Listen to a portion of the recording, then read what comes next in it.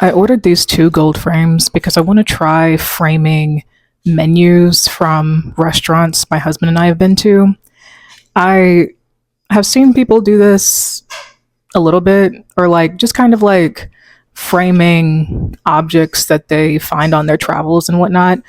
And there have been a couple restaurants we've gone to in the last several months that had cute small paper menus, and I took it upon myself to just take them.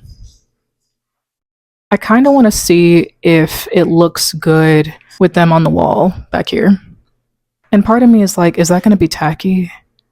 But part of me is also like, it might look good though. And honestly, I feel like having one or two tacky elements in your home kind of gives it personality. And it might not even be tacky. We're going to find out. This first menu is from St. Clair in New Orleans, and this second one is from Homakase in Baton Rouge. And the annoying part about this is that both of these menus are 5.5 by 8.5, and most frames don't come in those sizes. So there were kind of like limited options online. So I just ordered those two really simple ones from Amazon. And if I ever find some cuter, affordable frames in that size, then I'll replace them. But this idea has just like been in my mind for months and I'm just ready to execute it. So that's what we're going to do today. Okay.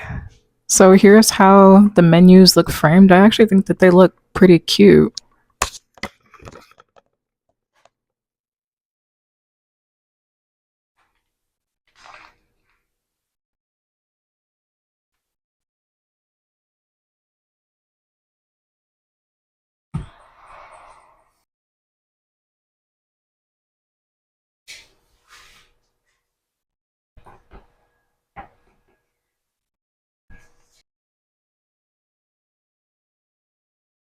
I like it. I think it's an improvement. I'm wondering though if later on I'll just want to have the St. Clair menu up there because I thought it looked kind of good up there by itself. Like it's a more elegant menu, and the things that are on the menu are things that I could conceivably have in my kitchen, like biscuits. If the Homakase one starts to annoy me, then I'll just leave the St. Clair one up there. This is experimentation. You know, we try things, we see what we like, we see what we don't like.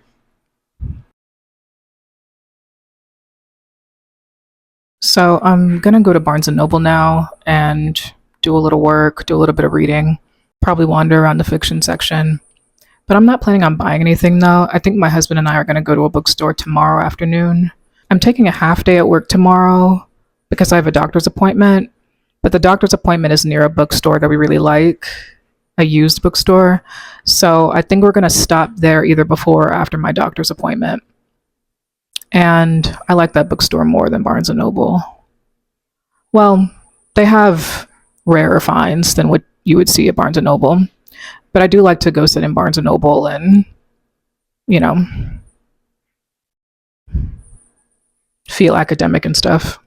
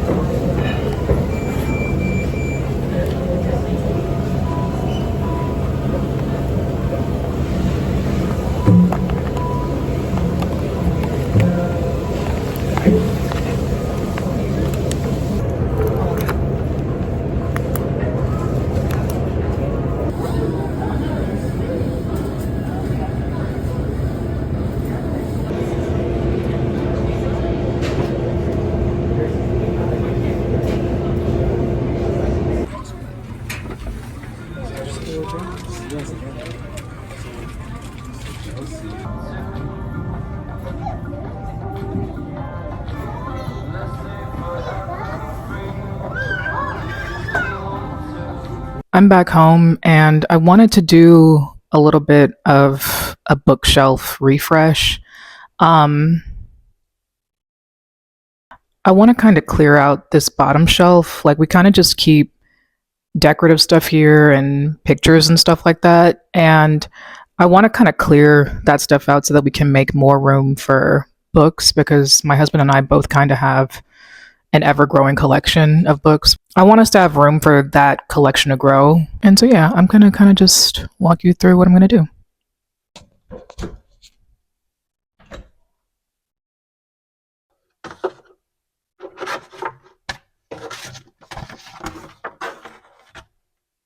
When my family lived in Hawaii, my mom and I used to go to this ceramic store in the mall, and you could pick a piece of pottery and paint it, and they would glaze it for you. And so my mom and I painted this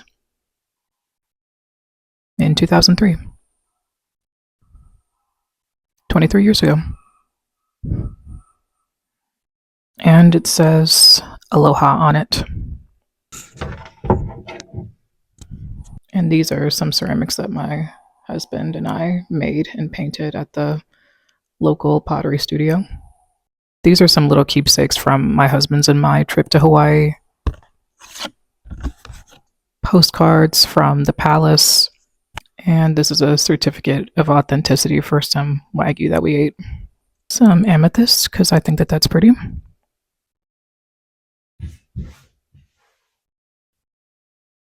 This stack of books right here were books that I intended to get to soonish, but I'm not really feeling like I'm going to get to a lot of those books pretty soon.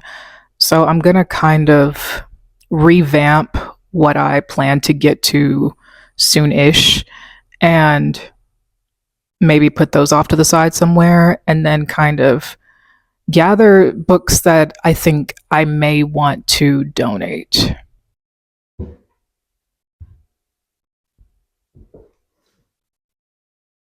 I heard this book was really good, but the constant name dropping of super modern, super specific brands, Apple TV, TikTok, Instagram, like it was just getting on my nerves too bad.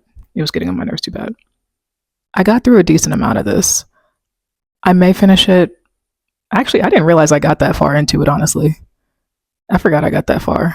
But it's just going in the maybe donations. Like, if I don't get to it ever, it's going to be donated.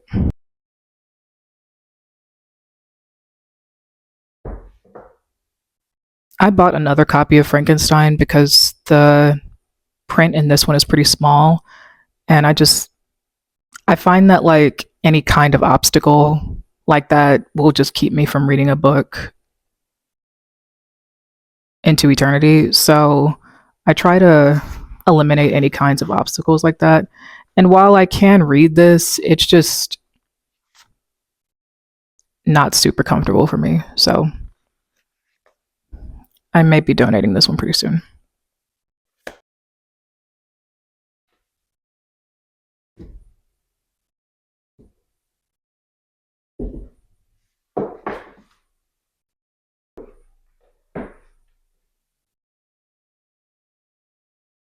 So, like I said, I love Flipped by Wendelin Van Dronen. I actually do not know how to say this author's name, despite having loved this book for most of my life at this point. I don't know how to say her name. I'm very sorry about that. But that being said, I own two copies of this, and now that I'm looking at both of them, I think they were both stolen. An old friend gave me one of these, and then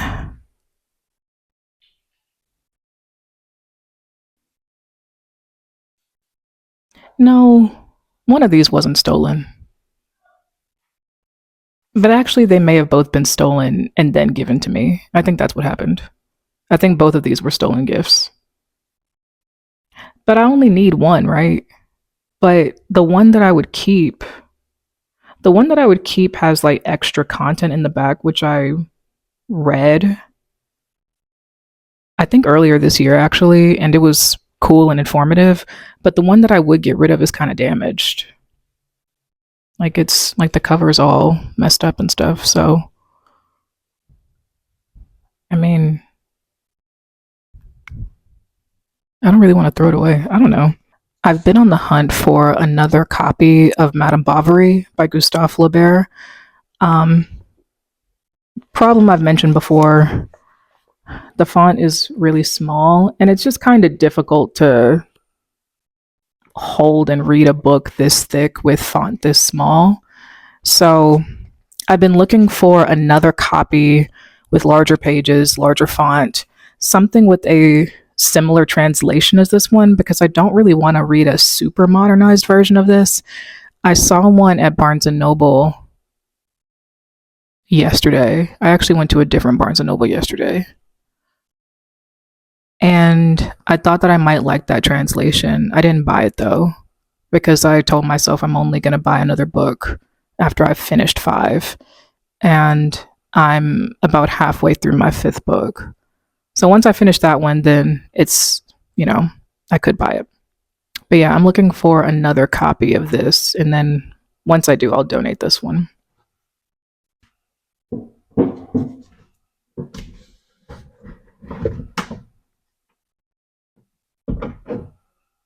Book I want to get to pretty soon, soon-ish. Wuthering Heights. I've never read it, but of course I hear it's delightful.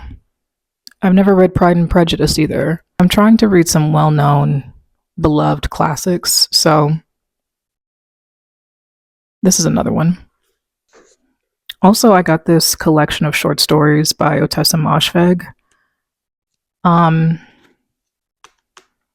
while my year of rest and relaxation wasn't like the best book I ever read, I did really enjoy her writing style, and I do think that she's funny. And so I think that this will be enjoyable.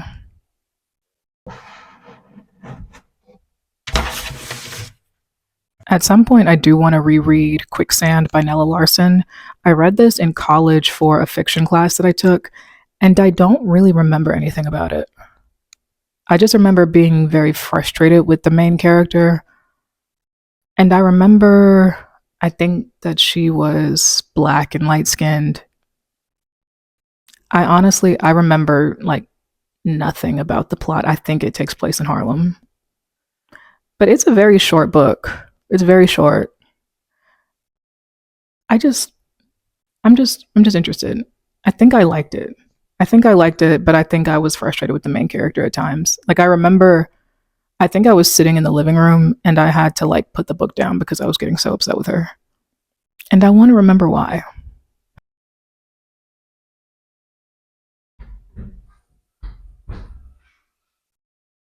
Also, I wanted to show you the new light fixture that my husband installed for us.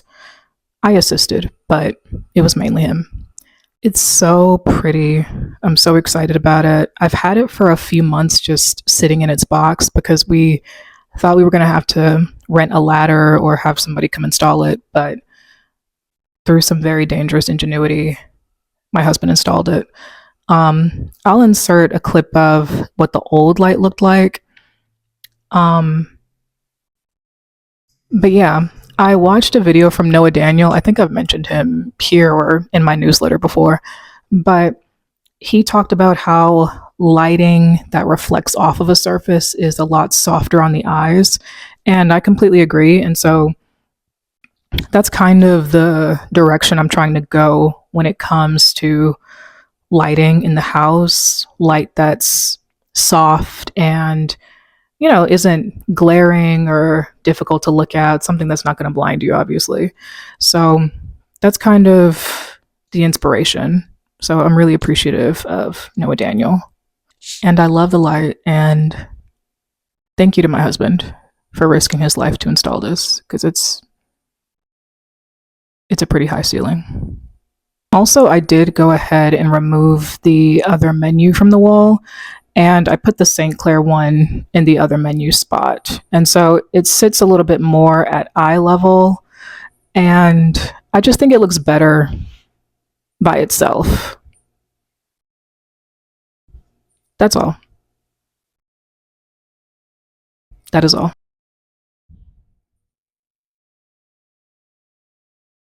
That's it. I hope you enjoyed hanging out with me as always.